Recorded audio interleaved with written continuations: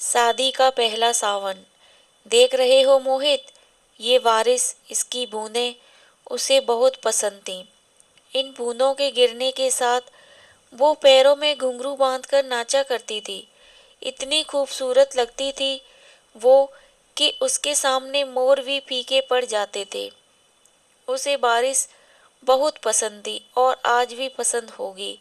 आज इस बारिश के साथ उठने वाली मिट्टी की खुशबू फिर से उन दिनों में ले जाकर मुझे छोड़ आई है, जब हम बरसात के मौसम पर सड़क पर यूं ही घूमते हुए घर जाते थे। ये बारिश भी बड़ी अजीब है। लोगों के लिए पानी है और मेरे लिए बरसते इश्क की कहानी है। पहाड़ी के पीछे जो ढाबा है जहाँ मैं चाय पीने जाता हूँ, वहाँ की चाय उसे बहुत पसंद थी।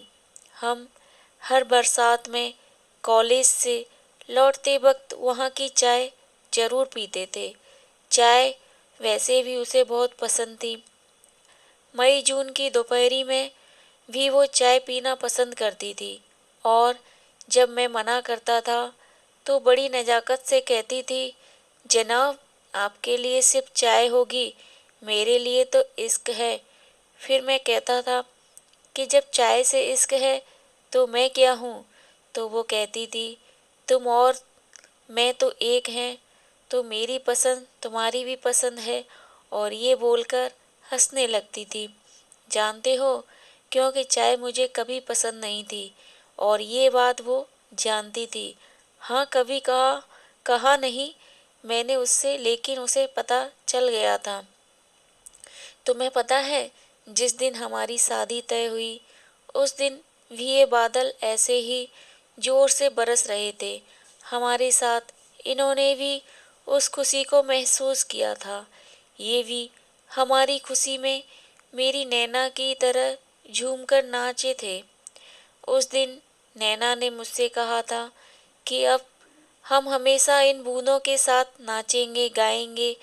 मैं हमेशा उसकी इन बेतुकी बातों पर हंसता रहता था। हमारी शादी की ये फोटो देख रहे हो, नैना के चेहरे की मुस्कुराहट, ये खुशी हमारी शादी में दस्तक देने वाली बेमौसम बारिश के लिए थी।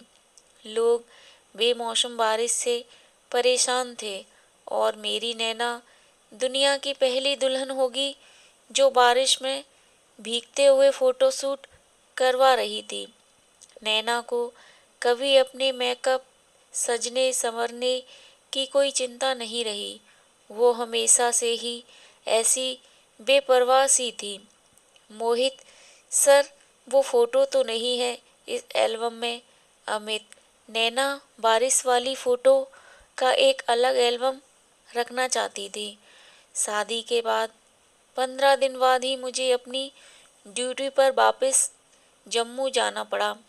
जब यह बात नैना को पता चली तो वो मुझसे बोली, तुम फौजियों का काम छुट्टी के मामले में बड़ा खराब है, लेकिन ठीक है, जाओ, जल्दी आना।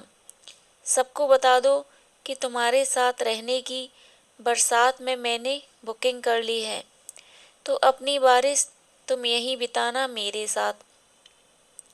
शादी के पहले सावन में मुझे तुम्हारी छुट्टियां गिफ्ट में चाहिए। मैंने मुस्कुराते हुए कहा था, आपका हुक्म सर। आंखों पर तो वो हंसने लगी थी।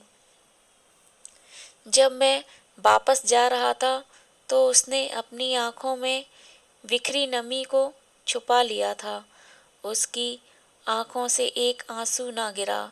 फिर मानसून आया और जम्मू में बाढ़ आ गई और मेरी छुट्टियां कैंसिल हो गईं। जब नैना को यह बात पता चली तो बहुत निराश हुई थी वो। उसे मेरे बिना सब कुछ अधूरा ही लगता था, लेकिन मैं क्या कर सकता था, नहीं आ पाया। मैं बाढ़ में फंसे लोगों की जान बचा रहा था। अपनी नैना को उसका मनचाहा सावन ना दे पाया, उसका गिफ्ट उसे नहीं दे पाया। फिर एक हफ्ते बाद पता चला कि नैना बाहर गई थी।